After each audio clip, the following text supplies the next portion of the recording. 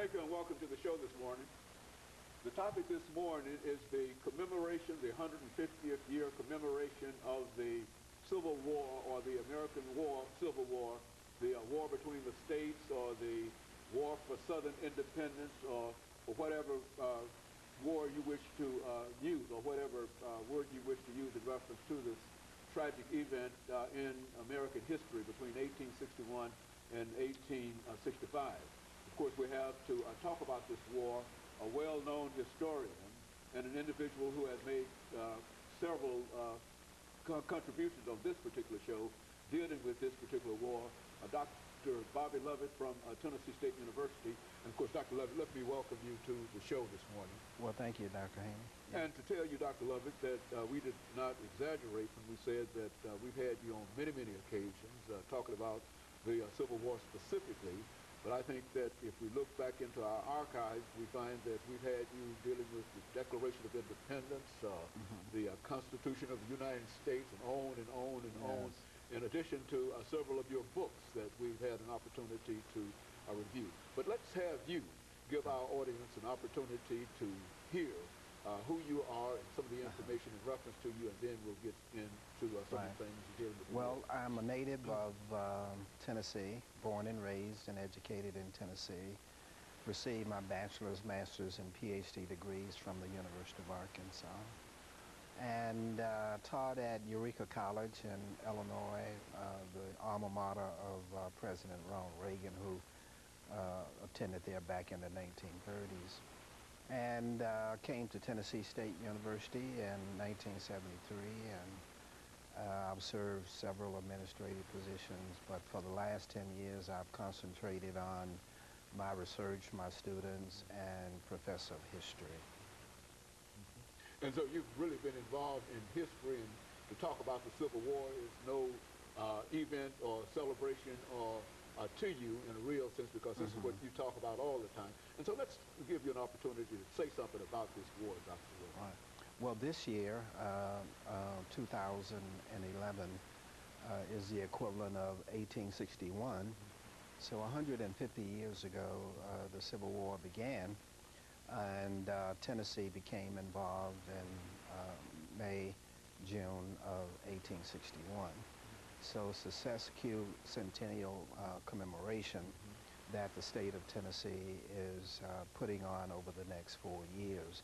There's a very large commission appointed by the governor to make sure that celebration is carried out across all parts of the state, and that all people, blacks, whites, Asians, Native Americans, Hispanic Americans, women, children, are involved in learning more about the various aspects of the Civil War.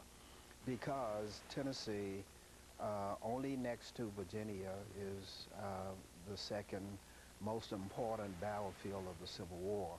And those two states, Tennessee and Virginia, right now are out front of other states in commemorating the American Civil War. It's been so long ago since we commemorated the war in 1964, when it was 100 years old. And so a couple of generations are not familiar with the information and the importance and the interpretations of the American Civil War. Believe it or not, people from England and France and parts of Europe are probably more familiar and more interested in the aspects of the American Civil War and the American Revolutionary War than many of our own children and many of us adults.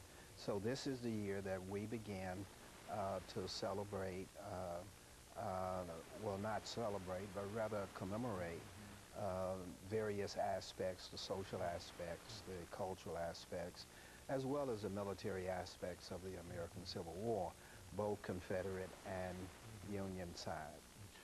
And I think that there were many earth-shaking events that occurred in that war, but I think one of the most important events was the African population. Why don't you say something in reference to the African population, the slave population during this period?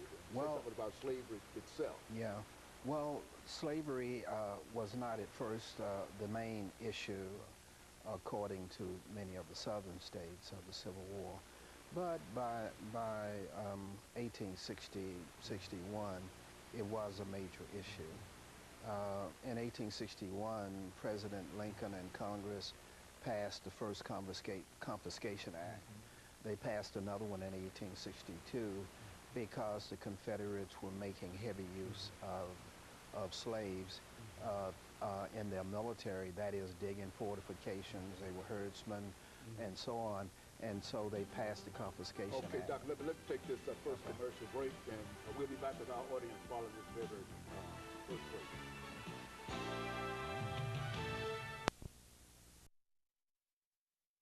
Commemoration